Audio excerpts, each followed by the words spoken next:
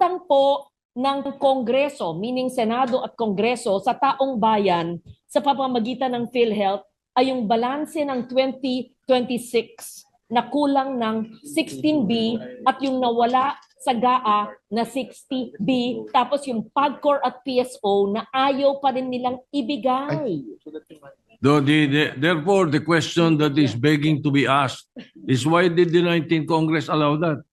Yeah, Pinayagan yung alisin sa BICAM eh. that is correct. Are you interpolating me, Mr. Senate President? No, I did not.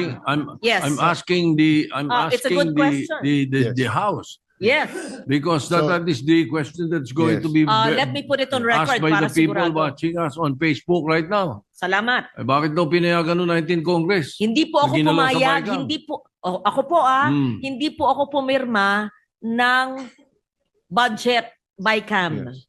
At No. hindi po ako parte ng BICAM Same tayo ni Senator Pia. We didn't Tayo. sign the BICAM. because we were not in favor. One thing is of clear. that. Thank You you. started, Senator Legarda, by saying what is clear. One thing is clear. Malabo talaga. Yun ang clear. Pag tinatanong natin ang DOH para luminaw, lalong lumalabo.